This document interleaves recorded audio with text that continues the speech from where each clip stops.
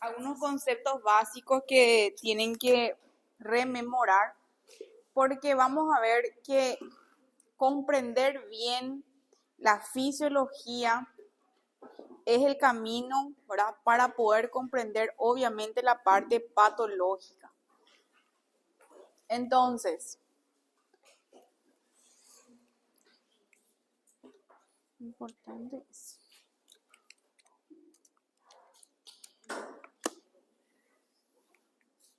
Bueno, vamos a hablar un poquitito primeramente, un repaso general de la parte anatómica en relación a la ubicación. Sabemos que está ubicado en el mediastino anterior. La serosa tiene dos capas, está formada por una capa muscular y tiene una capa interna que es el endocardio. Entonces tenemos endocardio, pericardio, miocardio. Tenemos el músculo estriado, sabemos que está formado por 4 cavidades, 2 aurículas, 2 ventrículos y que tiene una función como bomba. Las aurículas están separadas de los ventrículos por el surco auriculoventricular o surco coronario y los ventrículos están separados entre sí por el surco interventricular. Bien, primer punto que tenemos que recordar es que estamos hablando de dos circulaciones, ¿verdad? Tenemos la circulación mayor y la circulación menor. Cuando hablamos de la circulación mayor, hablamos de la parte sistémica. Entonces, ¿quiénes están involucrados en esta circulación? Tenemos específicamente al ventrículo izquierdo con su capacidad de bomba, ¿verdad? Tengan en cuenta, si yo les pregunto en 3 meses, septiembre creo que es la segunda parcial, bueno, este ya es para la segunda parcial, ¿sí? A partir de ahora ya es segunda parcial, también para aclarar. Bien, entonces, ¿cuál de las estructuras cardíacas es la que le da el efecto de bomba al corazón? Claro, sí, pero ¿qué estructura? O sea, las aurículas, el ventrículo derecho, el ventrículo izquierdo, ¿quién es? El ventrículo izquierdo, ¿verdad? Entonces el ventrículo izquierdo es el que está relacionado a todo lo que es la parte de la motilidad, ¿sí? La fuerza contráctil, todo está acá. Luego del ventrículo izquierdo va a la aorta, va a la circulación sistémica, esto termina luego en los capilares que vamos a ver y luego retorna nuevamente a las cavidades derechas a través del sistema cava, la vena cava superior y la vena cava inferior. De ahí sabemos que el ventrículo derecho van a las arterias pulmonares y ahí se vuelven a oxigenar para volver por las venas pulmonares a la aurícula izquierda. Entonces, esto es lo básico, ¿verdad? Recordar siempre quiénes están involucrados, quiénes son los que están relacionados a la parte sistémica y quiénes son la menor, ¿verdad? La parte pulmonar. Entonces ya vimos mediastino anterior, sabemos que tiene una orientación, ¿verdad?, de atrás hacia adelante, de derecha a izquierda y de arriba hacia abajo. Bien, empezamos. Tenemos dos arterias principales. Tenemos la arteria del tronco de la aorta, salen, ¿verdad? La coronaria izquierda y la coronaria derecha, ¿verdad? De la coronaria izquierda también inicialmente algunos le llaman, ¿verdad?, tronco de las coronarias o coronaria izquierda, se originan dos arterias, ¿sí? Tenemos una arteria que es la que se va hacia adelante, ¿sí?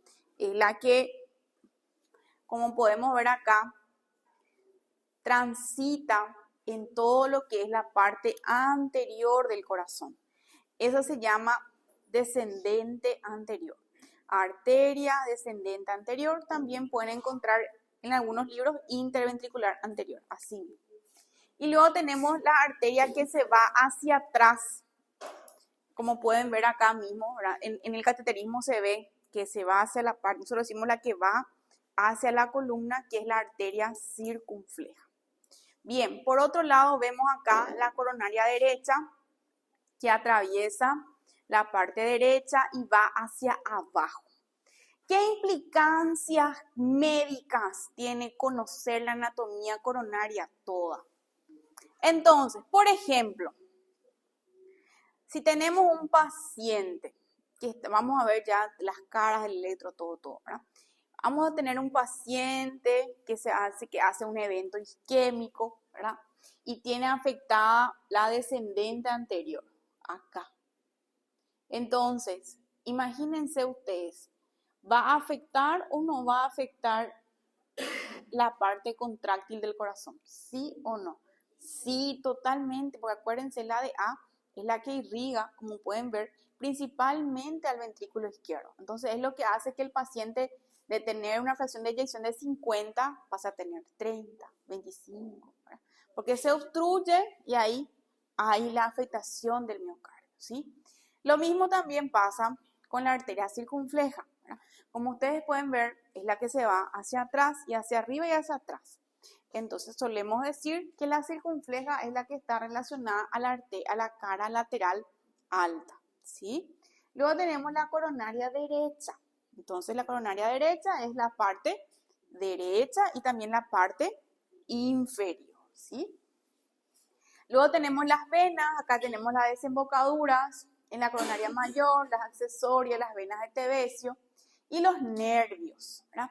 Los nervios, importantísimo recordar la importancia del sistema nervioso autónomo, ¿verdad? Recordar los efectos del simpático, los efectos del parasimpático, recordar que el principal nervio relacionado al parasimpático viene a ser el nervio vago, ¿verdad? Entonces, vemos acá, ¿verdad?, cómo las cadenas simpáticas tienen sus efectos a nivel cardíaco, ¿verdad? Específicamente actúan sobre lo que es el inotropismo y el cronotropismo, que vamos a ver enseguida qué significa, y también el vago, ¿verdad? O sea, con un efecto antagónico, o sea, mientras que el simpático estimula, el parasimpático disminuye, frena, ¿sí? Bien, pericardio es un saco fibroseroso que envuelve al corazón, sirve para lubrificación, también ayuda para conservar, previene de la dilatación y también ayuda como un sistema hidrostático. Tiene láminas, el fibroso, el seroso, que a su vez parietal y visceral. Nuevamente, entonces tenemos el epicardio relacionado al pericardio visceral, el miocardio que está correspondiente a las fibras musculares cardíacas y el endocardio que viene a ser la parte más interna. Bien, entonces nuevamente repasar la aurícula izquierda normalmente en cuanto a estructuras, ¿verdad? Suele tener las paredes lisas, sí, ¿verdad?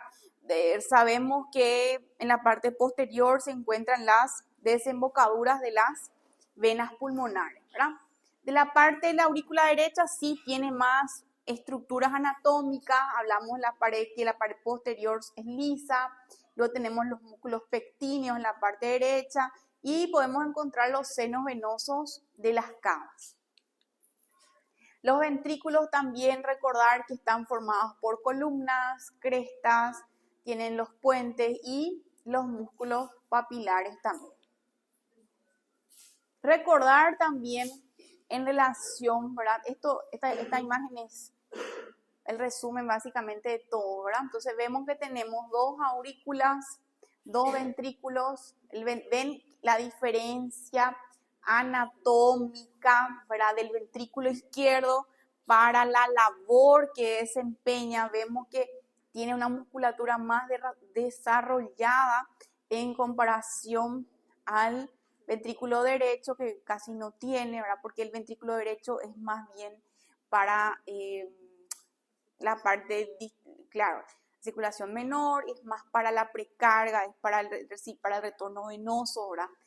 Y el izquierdo sí es el que tiene el efecto de bomba, ¿verdad? Y justamente, ¿verdad?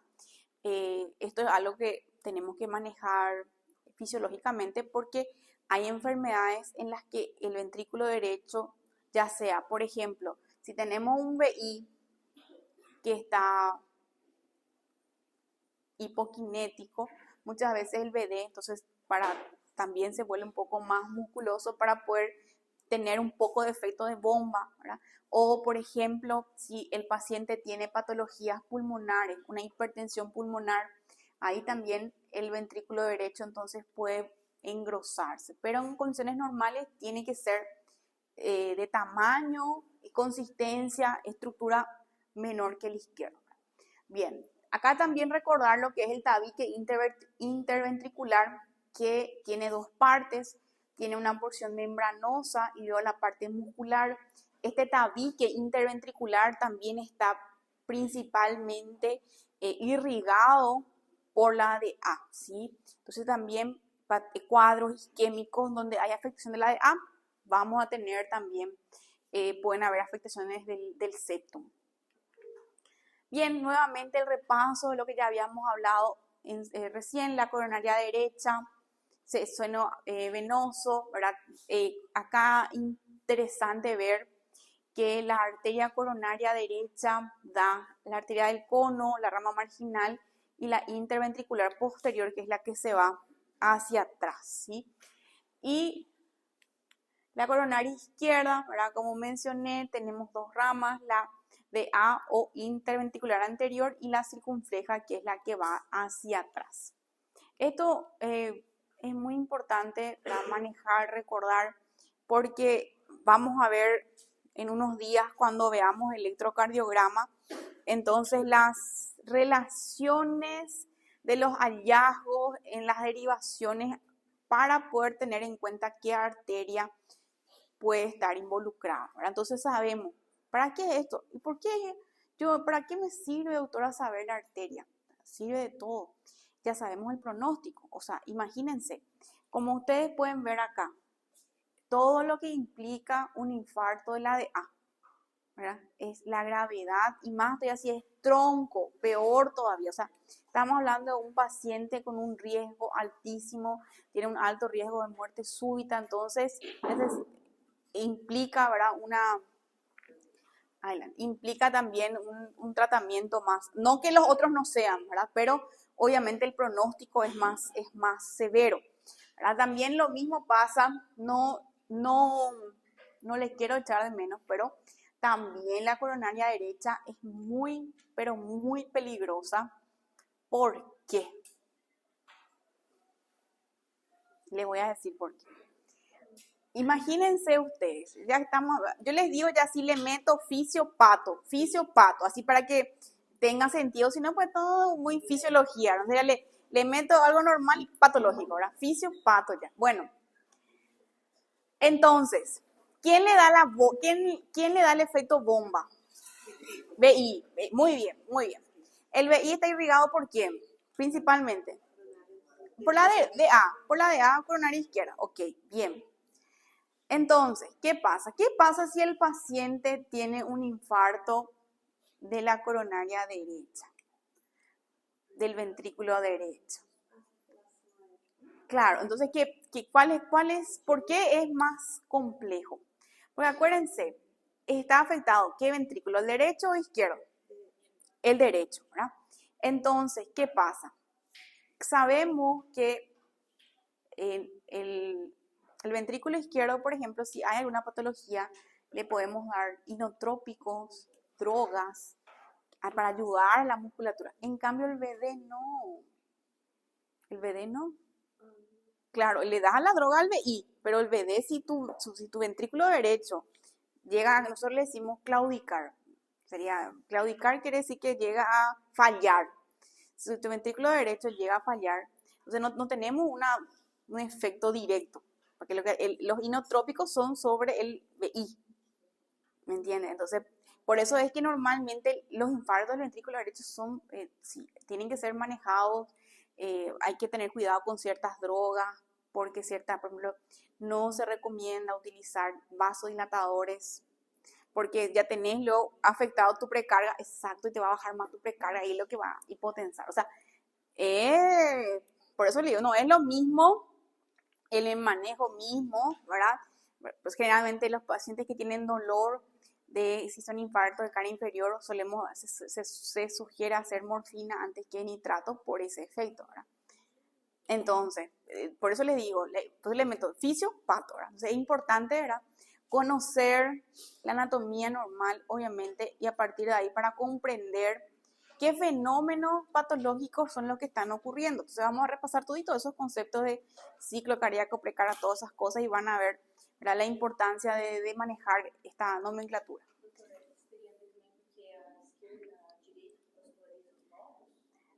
Sí, puede ser, pero ahí generalmente cuando hablamos del no, ahí tu paciente puede tener, también va a ser más, o sea, más grave todavía, ¿verdad? Si hace un bloqueo a veces, me está diciendo. Entonces ahí, sí, pero ahí vos le puedes poner un marcapaso transitorio y recuperas. ¿Verdad? Generalmente cuando son estos cuadros de infarto del BD como tal, son infartos que se tienen que mantener un buen volumen, ¿verdad? En lo que se sugiere, por ejemplo, que el paciente esté hidratado, ¿verdad? Porque si no, vos mismo le puedes estar quitando volumen y ahí más va a empeorar su cuadro. Exacto, así era. En fin, bien, entonces acá la coronaria derecha, ventrículo derecho, parte posterior del BD y el tabique interventricular, y acá vemos la coronaria izquierda, el BI, también la pared del BD y el tabique, la mayor parte del tabique interventricular, ¿verdad? Eso también importante, bueno, vamos a hablar enseguida. Las venas, acá las desembocaduras del seno coronario o las venas directas, y acá otra estructura muy importante también, responsable, así tanto como la isquemia. Las patologías valvulares también son causas importantes de insuficiencia cardíaca. Entonces es importante repasar cómo está formado la estructura. Tenemos entonces un anillo fibroso, luego tenemos la válvula propiamente dicha con sus particularidades, si es bicúspide, tricúspide, etcétera, dependiendo de dónde está. Vemos que tenemos las cuerdas tendinosas y los músculos papilares. Entonces, vamos a suponer que el paciente no tenga una valvulopatía en sí, o sea, él no tiene válvula reumática, él no tiene nada. Pero, ¿qué pasó con este paciente? Justamente es un paciente hipertenso de larga data, que no quería tomar su remedio, estaba ahí por la vida, después ya el corazón empezó a dilatar. ¿Ok? Bueno, entonces, ¿qué pasa? Si el ventrículo se dilata, ¿el orificio también se va a dilatar? ¿El anillo? El orificio sí, pero el anillo no. Entonces, ¿qué va a pasar? La válvula, ¿cómo va a estar? Va a generar una válvula insuficiente. Entonces, el paciente va a tener una insuficiencia valvular secundaria a dilatación del anillo. Entonces, puede que el paciente no haya tenido o generado una valvulopatía en sí, pero secundaria a dilatación de cavidades hizo una insuficiencia, ¿verdad? 1, 2. Vimos recién, ¿verdad?, la importancia de las irrigaciones, por ejemplo, la de A en este caso, ¿verdad?, que irriga principalmente el septum, el tabique, y vemos la importancia también que están relacionados a los músculos papilares, ¿verdad? Entonces, ¿qué pasa? Muchas veces, si el paciente tiene un infarto y justo está afectado un músculo papilar, y ahí entonces la válvula, chau también, ¿verdad? Y es lo que causa la insuficiencia. Están por dormir, todavía abrí la puerta. No hay nadie, ¿verdad? Así para que haya circulación de aire. Sí, parece que el café de Thaisa no está haciendo su efecto, ¿eh? Ahí está. Así vamos a tirar a todos. Bueno, entonces, ¿qué pasa? Esos son los cuadros relacionados a las insuficiencias valvulares agudas, secundarias a un infarto. Entonces, qué sé yo, hay un infarto, esta arteria que está acá, que iba a salir, infarta, entonces todo este músculo se afecta y este músculo papilar también y esta válvula entonces, chao, se afecta. Insuficiencia mitral aguda. Estos son cuadros de urgencia, cirugía de urgencia, porque si no el paciente va a morir, ¿sí? Así, lastimosamente. Mortalidad elevadísima. Entonces, tengan en cuenta, ¿por qué les digo todo esto? Entonces, las patologías, ¿a dónde quiero llegar? Quiero llegar que las patologías valvulares no solamente están relacionadas a afectaciones de la válvula en sí, sino también pueden ser secundarios a patologías de la cavidad, dilataciones, infarto, etc. Bien, entonces acá recordar las válvulas auriculoventriculares, la válvula mitral y la válvula tricuspidea. Se insertan en el anillo fibroso, hay un tejido avascular que están recubiertas por endotelio. Bueno, esto ya vimos las características. La aurícula derecha tenemos el marcapasos natural, el nodo sinusal. En la aurícula izquierda, como ya vimos, tenemos las 4 venas pulmonares y también tienen las orejuelas. Orejuela. ¿Qué pasa en la orejuela? ¿Qué sirve la orejuela? Para formar trombos. Excelente. Para que el paciente que tiene una arritmia ahí forme trombos, ¿sí? Tienen que saber. Del oficio a lo pato, ¿verdad? Muy bien, oficio, pato. Ventrículo derecho, entonces vimos músculos papilares y el ventrículo izquierdo ya vimos también sus características. Acá las válvulas, el tricuspidea, la mitral, tiene 2 valvas, la aórtica y la pulmonar son las válvulas semilunares, donde podemos encontrar los senos de Valsalva, y la valva no coronaria es la posterior, después la derecha y la izquierda. Entonces, es importante saber pedir a un paciente, evaluar si su válvula es aórtica, tiene 3 cúspides, sí o no. Sí, ¿para qué? ¿Ah? Bueno, claro. Bueno, acá estábamos repasando las cúspides que tienen las válvulas, ¿verdad? La tricúspide tiene 3, la mitral tiene 2, la aórtica tiene 3 y la pulmonar tiene 3. Solamente la mitral lo que tiene 2, que así tiene repartecita, ¿verdad? Bien, ¿a dónde les pregunto a ustedes? ¿Ustedes creen que saber si la válvula de cada uno tiene 3 valvas es importante, sí o no? ¿Por qué? Claro, ¿verdad? La válvula aórtica bicúspide es una causa ¿de qué? Estenosis aórtica, chicos. ¿Qué pasa? Si una persona, imagínense, en vez de tener 3 agujeritos, tiene 2, obviamente, ¿ustedes creen que el agujero va a ser más chico o más grande? Seguro, si tiene así, tiene que tener 3 y tiene 2 nomás. El orificio es más pequeño, entonces el paciente va a tener una estenosis aórtica. Ese ahora es un término que vamos a aprender hoy, ¿verdad? Estenosis es cuando no se puede abrir bien. Estenosis. Insuficiencia es cuando no se puede cerrar. En Brasil ustedes le llaman regurgitación, ¿verdad? Eso. Nosotros le decimos insuficiencia. Casi lo mismo, ¿verdad? Entonces, una válvula estenótica es una válvula que no se puede abrir, no pasa. Y una válvula insuficiente es que no se puede cerrar, ¿verdad? Que es el ejemplo que estuvimos hablando en relación a este paciente que pobrecito dilató todo su corazoncito.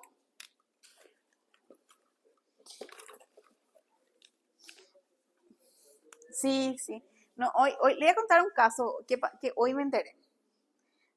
Paciente de sexo masculino, 35 años de edad. Hizo un infarto con supra, que vamos a ver más qué es, de cara inferior. Hace 3 días. Le hice su eco, en su electro ya estaba todo ondas Q. El paciente le pregunto si es hipertenso o diabético. ¿Sabes qué me dijo? Exacto, que él es hipertenso, pero que no quería tomar remedio porque no quería ser dependiente. Y ahora tiene un corazón que funciona a 48%. Bueno, entonces, acá tenemos, serían las válvulas, ¿verdad? Entonces, estenosis viene a ser cuando el orificio es pequeño. Entonces, dificultad para la apertura. O sea, el orificio, el área es pequeño. Entonces, ese es estenosis. Insuficiencia es cuando no se puede cerrar.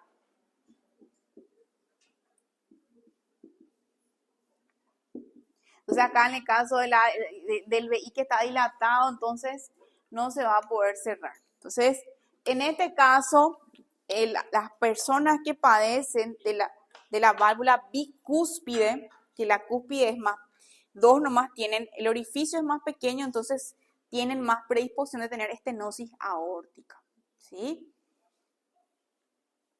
Bueno. Ya, edificio, pato. Bueno. Acá, ¿para qué borré mi dibujo? Sí, igualito que ese. Igualito. No sé, la misma cosa. Bueno, entonces tenemos las válvulas auriculoventriculares y las válvulas semilunares. Auriculoventriculares, mitral, tricuspide. Semilunares, aórtica y pulmonar.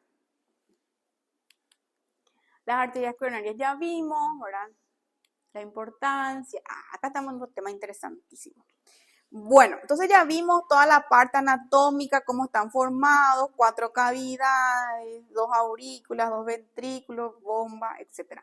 Bien, pero para que esto funcione, para que esto tenga el trabajo, para que haga el trabajo que tiene que hacer, tiene que estar relacionado ¿a qué? A un sistema de conducción, el sistema de conducción cardíaca.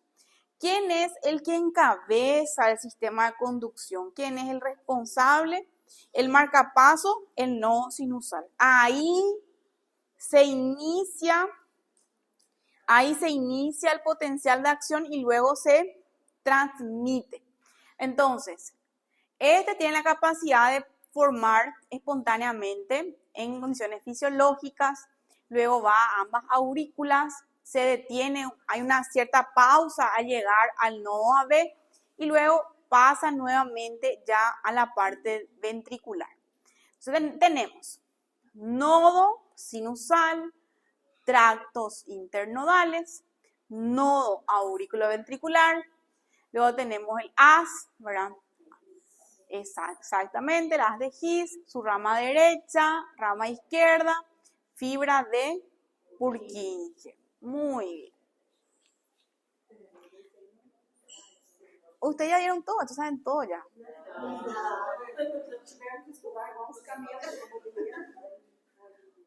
¿Ustedes rindieron por bolillero? Muy bien, ¿y oral fue? ¿Interés?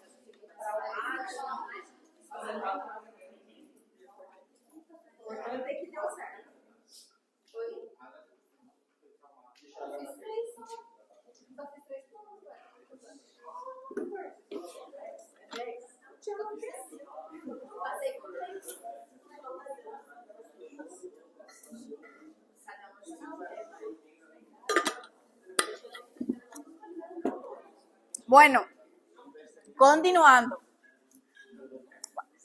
Ya veremos, ya veremos. Entonces tenemos la función del sistema de conducción, generar impulsos eléctricos, conducir por todo el corazón. Entonces nuevamente, nodo sinusal, tractos, el haz de Bachmann, que es lo que va a la aurícula izquierda. Luego tenemos las de His con sus ramas, ¿verdad? Y las fibras de Purkinje. ¿Quiénes son los que están relacionados para la génesis del potencial de acción del sistema de conducción? Tres canales. Los canales rápidos de sodio, los canales lentos de sodio-calcio y los canales de potasio. Entonces, nuevamente acá recordar lo que vendrían a ser los tiempos relacionados al sistema de conducción, ¿verdad? Y esto, ¿dónde yo puedo objetivar el sistema de conducción? ¿En qué estudio? Muy bien, y acá vemos los tiempos, ¿verdad? Relacionados que debemos encontrar en el electrocardiograma. ¿Ustedes ya saben leer electro? Ah.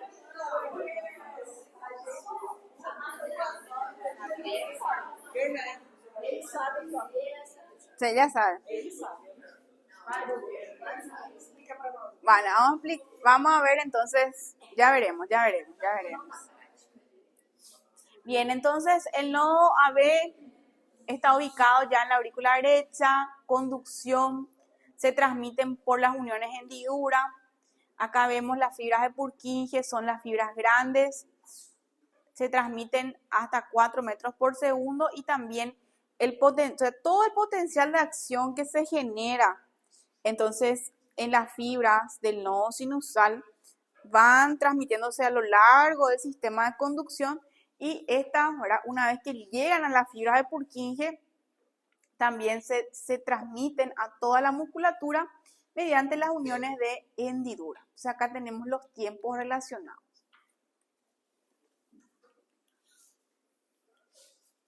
Bien, recordar los tipos de músculos que tenemos: auricular, ventricular, los músculos del sistema de conducción.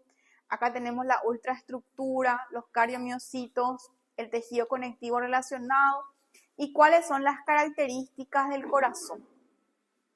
Tema de examen. Eso tienen que saber porque esto ahora ustedes seguramente en fármaco ya están dando luego estas cosas, ¿verdad? ¿Qué es? Bien, vasmotropismo, quiere decir que puede mantener un umbral, o sea que transmite, ¿verdad?, el sistema de conducción y mantiene ese umbral. La meseta tiene que ver. ¿Qué es el inotropismo? Exacto, ¿verdad?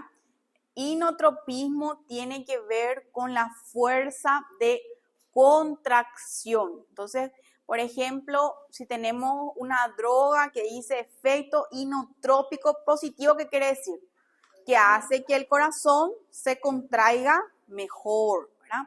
Que suelen ser nuestros aliados cuando estamos con insuficiencia cardíaca aguda, por ejemplo. Cronotrópico, ¿qué quiere decir? Frecuencia cardíaca, ¿verdad? Que ayuda a mejorar la frecuencia. ¿En qué casos? Bradicardia, ¿verdad? Pacientes que están con una bradicardia sinusal. ¿Quién es? No, también.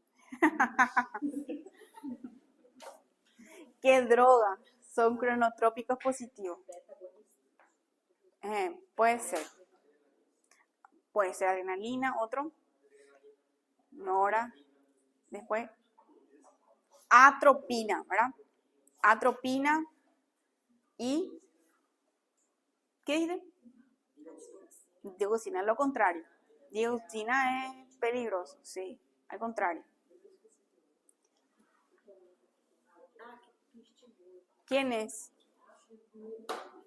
¿Usted que te rinden el viernes? Dopamina. Dopamina.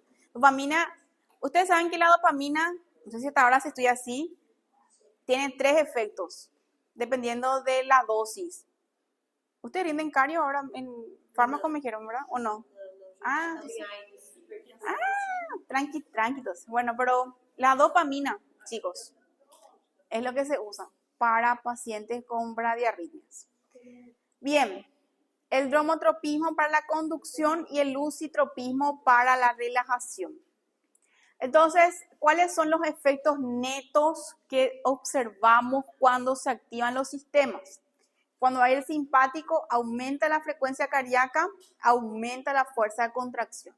El parasimpático, generalmente asociado a lo contrario, ¿verdad? Disminución del latido y también de la fuerza de contracción. O sea, acá vemos nuevamente esta imagen esquemática en relación a la distribución cardíaca y sus regulaciones.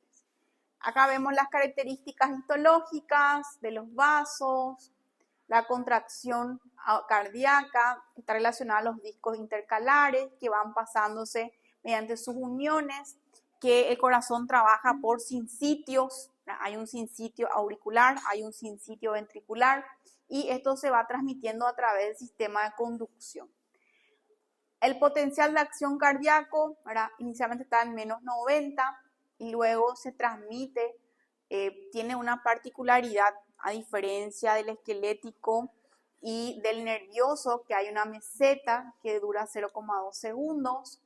Recordar que el potencial de acción está relacionado a la apertura de los canales rápidos de sodio-potasio y los canales lentos de calcio.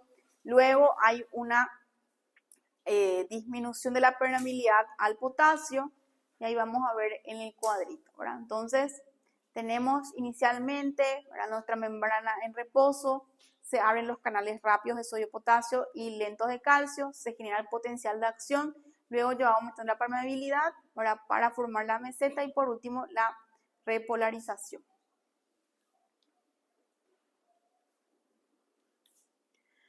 Recordar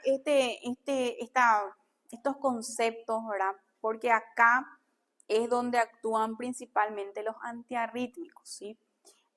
Lo que tiene que ver con el periodo refractario, que es el lapso de tiempo en el cual no se puede generar un nuevo potencial de acción, ¿verdad? Sabemos que hay el absoluto y el relativo, ¿verdad?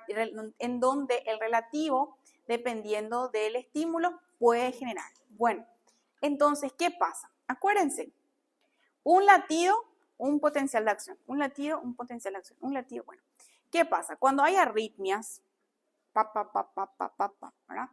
Entonces hay una afección en este sistema, entonces algunos antiarrítmicos actúan acá, ¿verdad? Afectan o alteran, o sea, disminuyen el umbral del periodo refractario relativo, entonces para que sea más difícil volver a producir otro potencial de acción. Claro, justamente para que pueda ser, ¿verdad?, más, disminuir la frecuencia. Entonces, por eso es importante recordar estos conceptos. Bueno, les voy a mostrar un videito Tierney.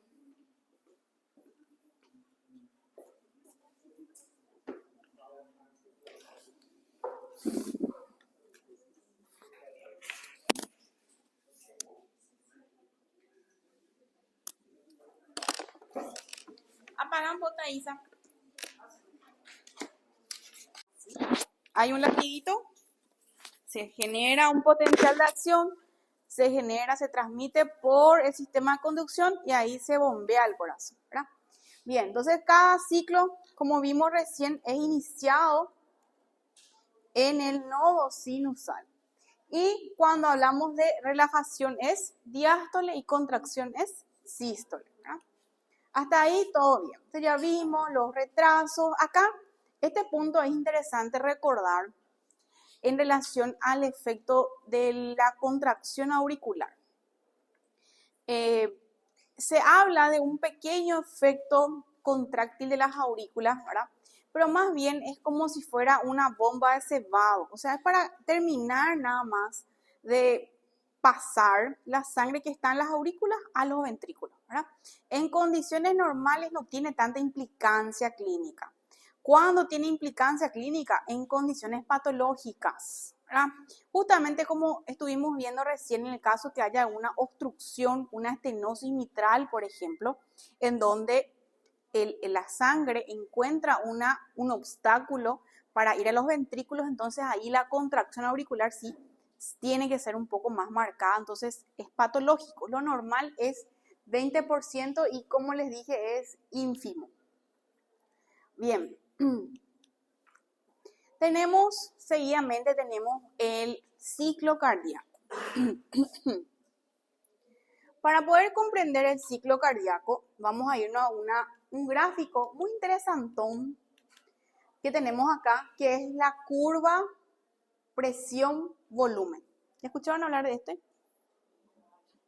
Ya estudiaron. Bueno, entonces tenemos la curva presión-volumen. Tenemos entonces 4 fases. Tenemos inicialmente, ocurre la apertura de la válvula mitral, con lo cual se inicia la primera fase, que es la fase de llenado.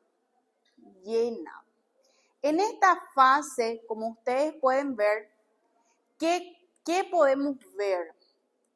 Vemos que la presión varía o no. No, la presión está baja, la presión no varía. ¿Qué es lo que varía? Volumen. Entonces, en la fase de llenado tenemos una presión constante, pero lo que aumenta es el volumen. Se llena, llenado, se va cargando tu ventrículo de sangre. Se cierra la válvula mitral. Se llenó todo bien. Ahora, ¿qué tengo que hacer? Esa sangre que está ahí llena en el ventrículo izquierdo tiene que ser bombeado. Y para que sea bombeado, tiene que haber un aumento de presión, porque la presión tiene que superar la presión de la parte aórtica. Entonces, ¿qué pasa? El volumen se mantiene constante, pero hay un aumento de presión. Entonces, acá, ¿quién varía? ¿Presión o volumen? Volumen. ¿Acá qué varía? ¿Presión o volumen? Presión. Entonces se llama contracción isovolúmica. ¿Isovolúmica por qué? Porque el volumen no varía, está igual. Luego se abre la válvula aórtica, con lo cual la sangre es expulsada. Y eso se llama periodo de eyección. En donde, ¿qué tenemos? Aumento en este caso, el volumen disminuye, obviamente, porque se elimina, se bombea. Entonces, ahí tenemos periodo de eyección. Y por último, la válvula aórtica se cierra y todo vuelve a normal. Entonces, hay una disminución de la presión. Se llama esto relajación isovolúmica. Entonces, fase 1, fase 2, fase 3, fase 4. Llenado, contracción isovolúmica, eyección, relajación isovolúmica. Bueno, eso yo les puedo preguntar en el examen. Teniendo en cuenta la curva presión-volumen, ¿en qué fases del 1 al 4 hay cambios de la presión? En la fase 2 y en la fase 4. Bien, ¿entienden? No hace falta, comprendiendo este gráfico es mucho más fácil comprender que están memorizando. Entonces, comprendan lo que pasa acá, ¿verdad? Nuevamente, si les pregunto, entonces, teniendo en cuenta la curva presión-volumen, ¿en qué fases del ciclo cardíaco hay cambios de volumen? Fase 1 y fase 3, en la fase de llenado y en la fase de eyección. Eso es nomás, fácil, pero pues, hay que entender, para eso hay que entender lo que está pasando. Entonces, rápido, apertura de válvula mitral, periodo de llenado, cierre de válvula mitral, contracción isovolúmica, apertura de la válvula aórtica, fase de eyección, cierre la válvula aórtica, volvemos otra vez a relajación. Así, fácil. Entonces acá, esto vendría a ser ya la traspolación en relación al primer y segundo ruido, ¿verdad? Entonces, el primer ruido está relacionado a ¿qué? Acá. Entonces, al cierre de ¿qué? De las válvulas aurículo-ventriculares. Entonces vemos acá, ¿verdad? Cierre, apertura de las válvulas, cierre. Entonces, primer ruido. Segundo ruido está relacionado a ¿qué? A las válvulas semilunares. Entonces, esa sería la traspolación. Vamos a volver entonces acá. Repasando. Ay.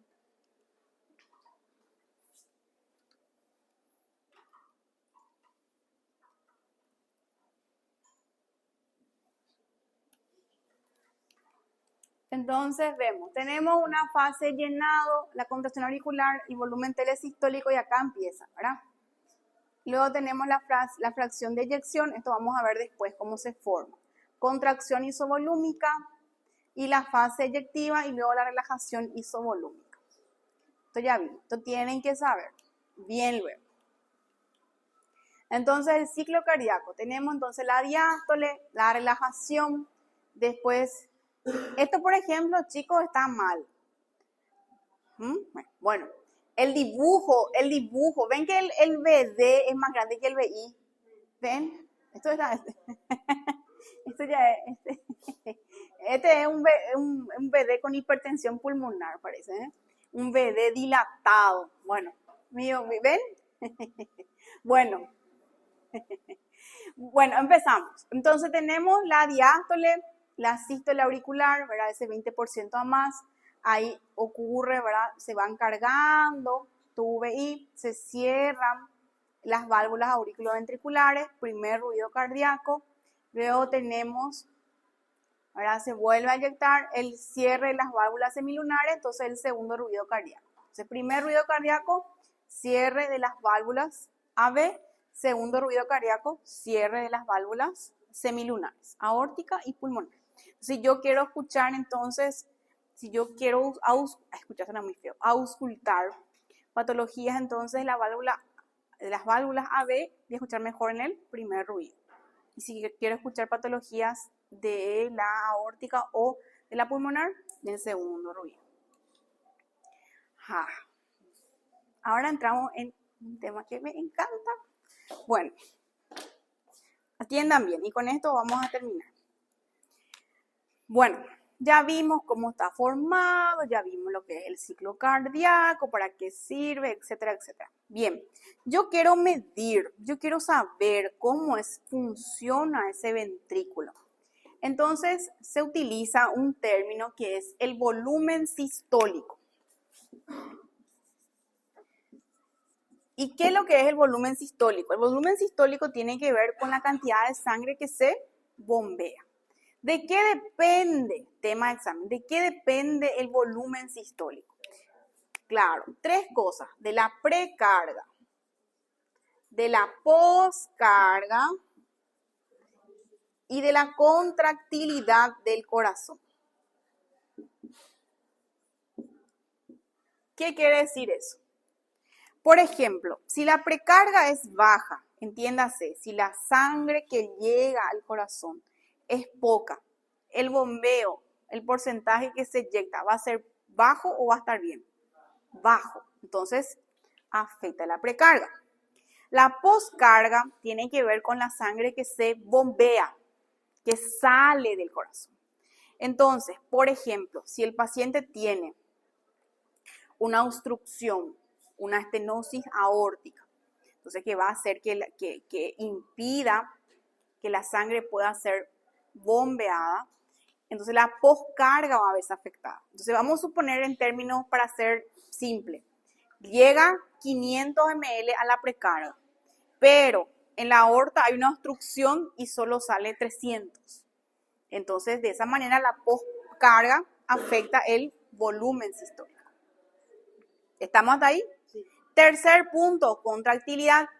¿Qué pasa si yo no tengo problemas? Llegan los 500 ml al corazoncito, pero tengo un mioma. Entonces viene el concepto que es el volumen minuto. Y el volumen minuto es igual al volumen sistólico dividido la frecuencia cardíaca. Entonces, si tiene 70, va a ser 500 y yo 70. O sea, yo voy a saber la cantidad de sangre que se bombea en un minuto. Se precarga, tiene que ver,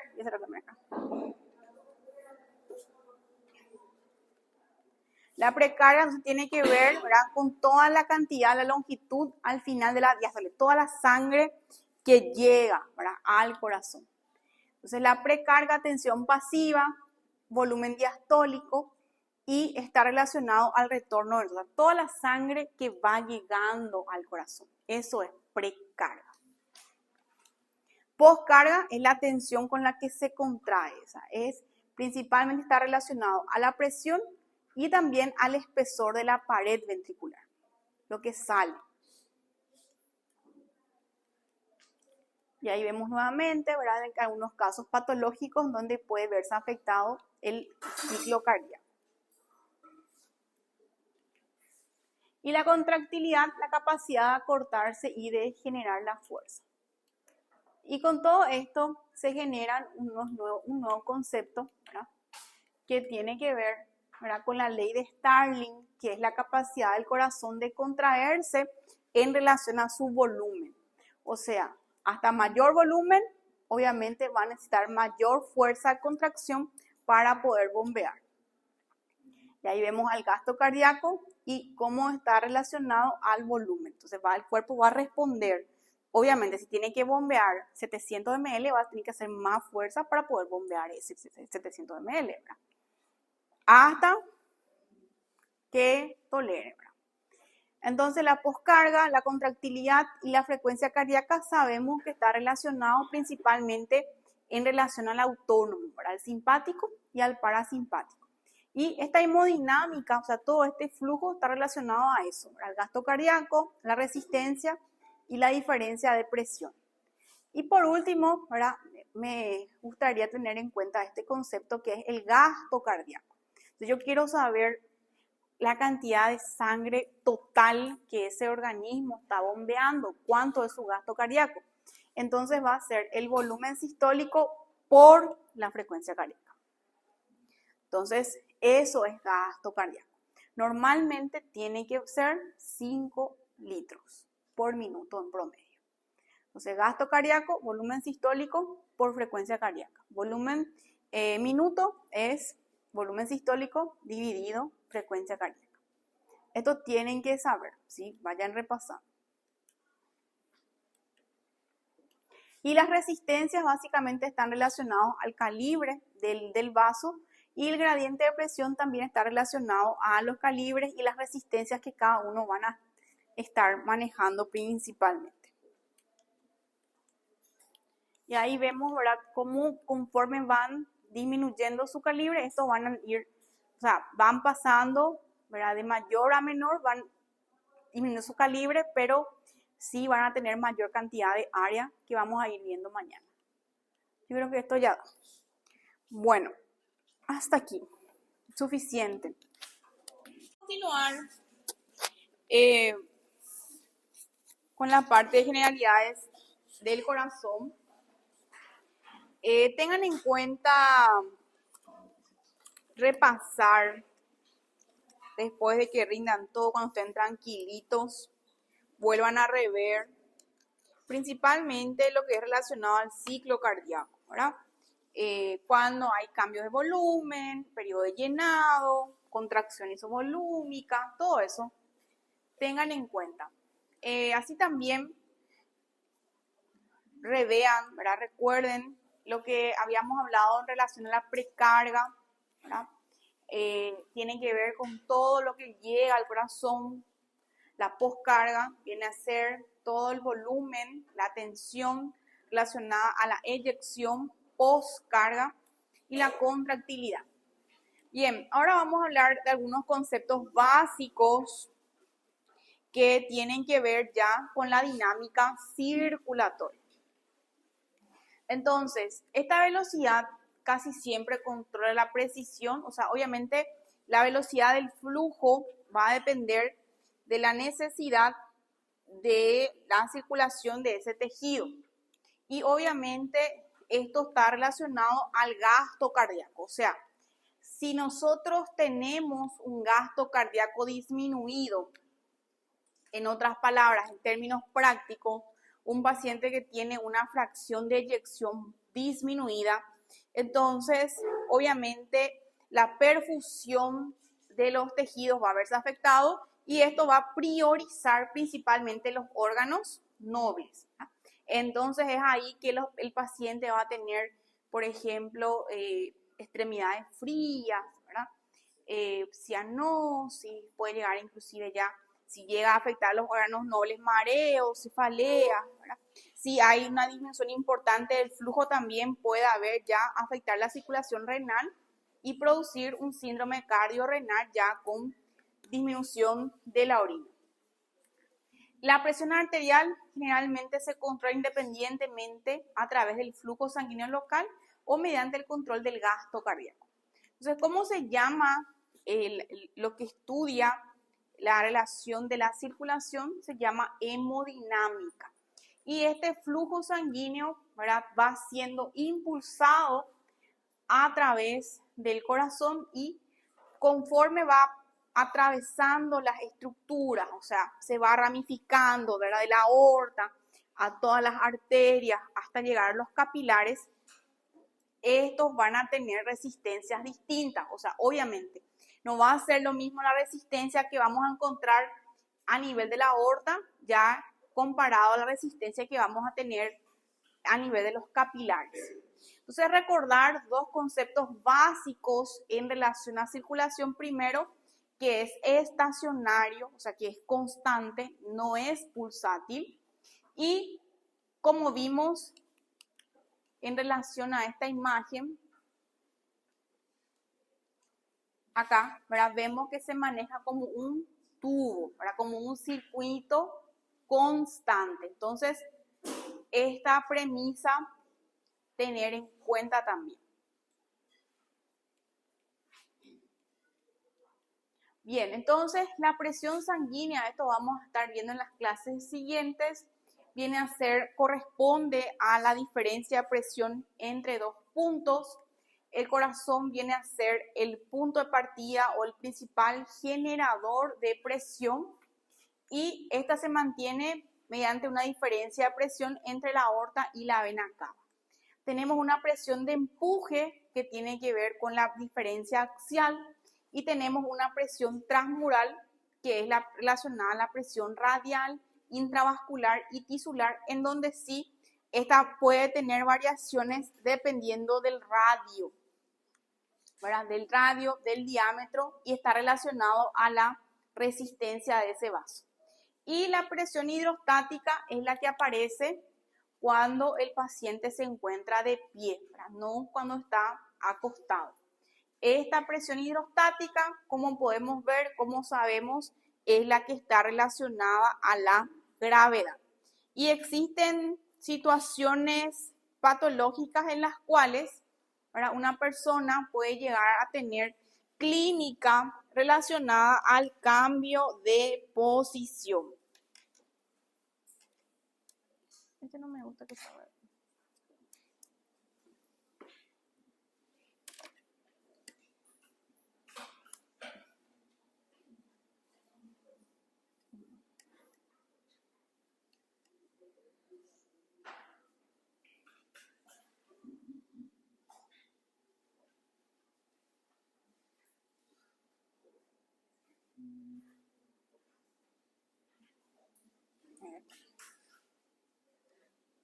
Eso.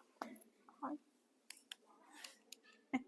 Bueno, tenemos entonces cefalea vascular que está relacionado cuando el paciente, ¿verdad?, se encuentra en situación de ortopnea, porque cuando está de pie tenemos la presión hidrostática que suele disminuir la presión a nivel de la cabeza. En este caso aumenta. Bien, como sabemos, todo lo relacionado al flujo está medido por esta fórmula,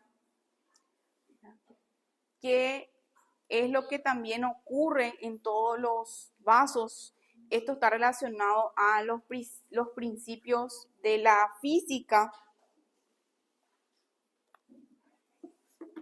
en donde vemos acá que el flujo sanguíneo depende de qué, de la viscosidad, depende del radio del vaso, de la viscosidad de la sangre y de la longitud del vaso. Todos estos factores son los que determinan la presencia o el flujo, ¿verdad? Entonces, cuando hablamos de viscosidad, tiene que ver principalmente con el grado de fricción. ¿Y cuáles son las circunstancias en las cuales una sangre puede ser muy viscosa? Por ejemplo, el hematocrito, ¿sí? O pacientes que tengan patologías, las dislipidemias, por ejemplo, también pueden afectar la viscosidad. O también situaciones que vimos en las clases anteriores en relación a las plaquetas, ¿verdad? Si tiene una trombocitosis, por ejemplo, también va a tener una sangre más espesa. Bien, esto vamos a hablar nuevamente, para ya recordar estos conceptos, ¿verdad? Los valores normales, la presión sistólica 120, diastólica 80. La diferencia entre la sístole y la diástole se llama presión de pulso, ¿sí? Valor normal tiene que ser 40, ¿sí? Así 120, 80, entonces la media de las diferenciales 40. ¿Por qué?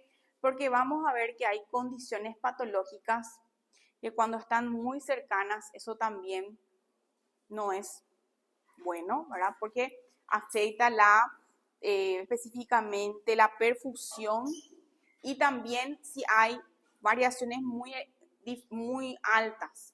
Principalmente vamos a ver en algunas valvulopatías. Y luego tenemos la presión arterial media, que viene a ser un cálculo en relación al ciclo. Y esto nos sirve para identificar justamente la presión de perfusión. ¿Por qué? Bueno, porque vamos a estar viendo, ¿verdad? Por ejemplo, a nivel cardíaco, a nivel coronario, para que el corazón pueda nutrirse. ¿En qué tiempo se nutre el corazón? ¿Sístole o diástole? Diástole, ¿verdad? Entonces, para que el corazón pueda nutrirse, para que él pueda utilizar esa sangre que llega ahí, tiene que tener una buena presión, una presión media, ¿verdad? Aceptable. ¿En dónde? Si esa presión es muy pequeña, entonces no se va a poder producir la nutrición, entonces el paciente puede tener signo de isquemia, ¿sí? Pasa lo mismo si la presión está muy elevada, los pacientes que tienen presiones muy altas, también llega a un umbral de presión en donde esa sangre que circula no puede ser utilizada como para nutrición y el paciente, por ejemplo, hace clínica de isquemia.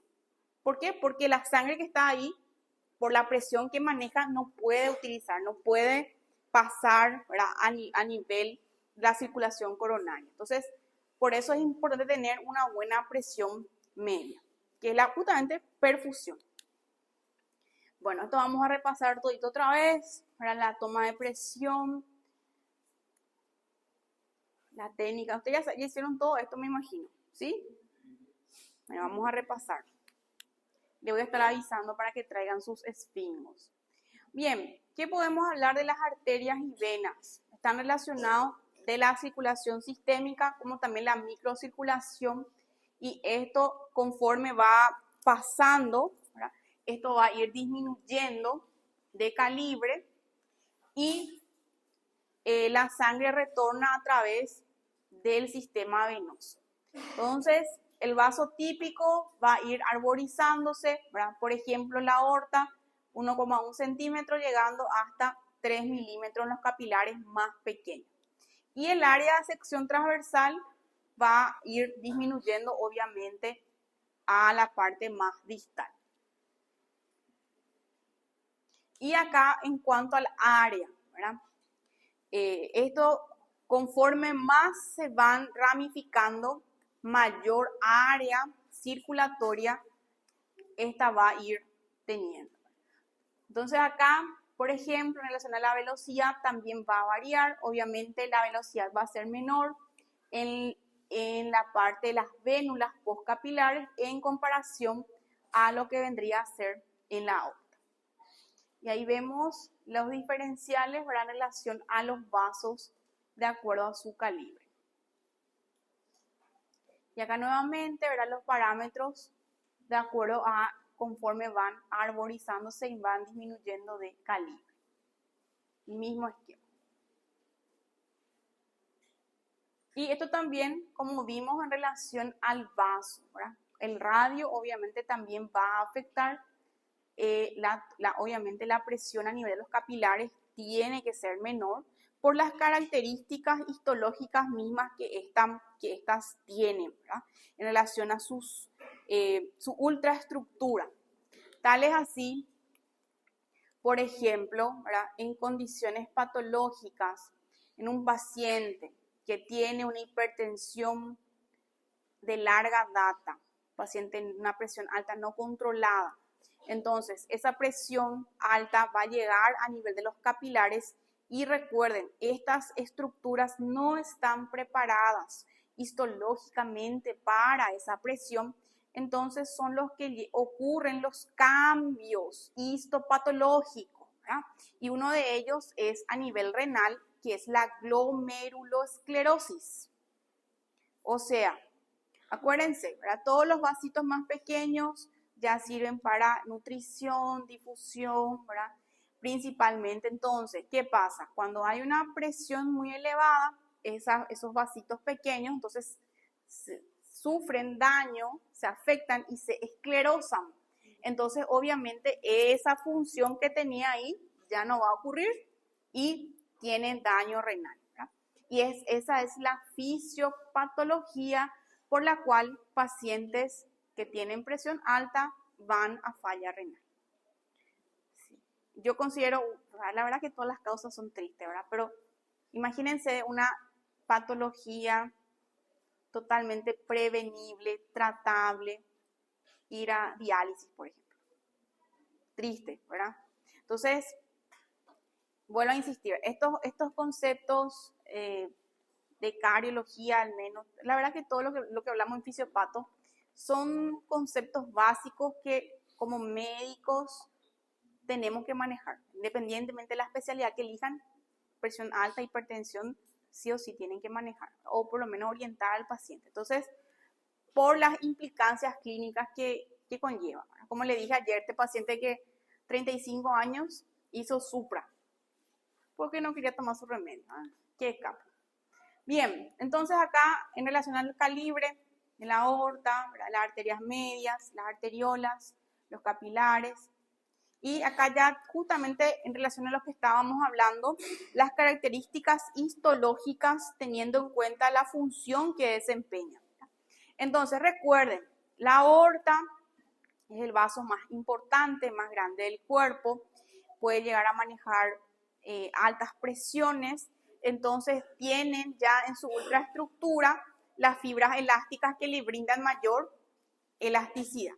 Luego tenemos el músculo liso que tiene ya en su estructura, o sea, algunas arterias tienen en su interior músculo liso. ¿Por qué? Porque le ayudan para su función de transporte, ¿verdad? Para poder llevar la sangre. Los capilares, como mencioné, solamente endotelio, ¿para qué? Para facilitar la difusión de nutrientes.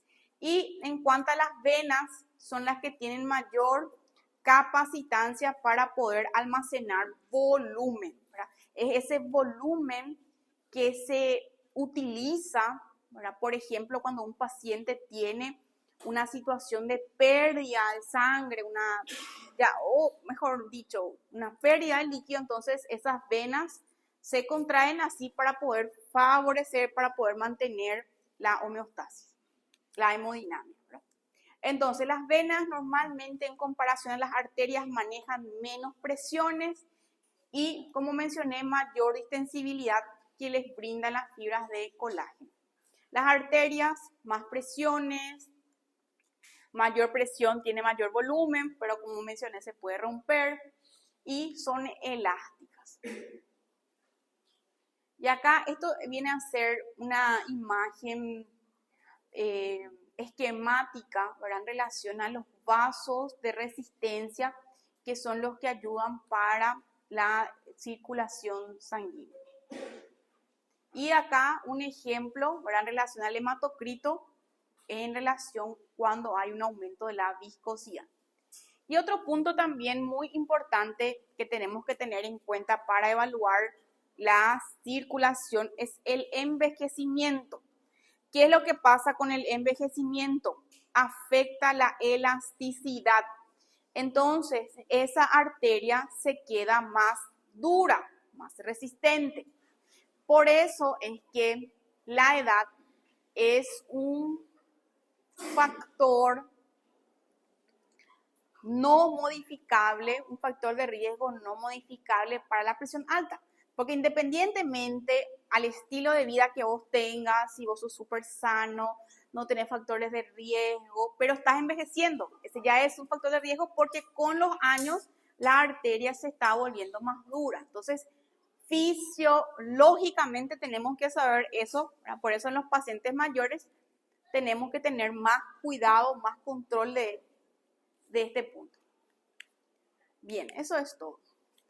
Bueno, vamos a terminar nuestro repaso. La vez pasada nos quedamos hasta, si mal lo recuerdo, hicimos hasta, nos falta hablar desde homeostasis, ¿verdad?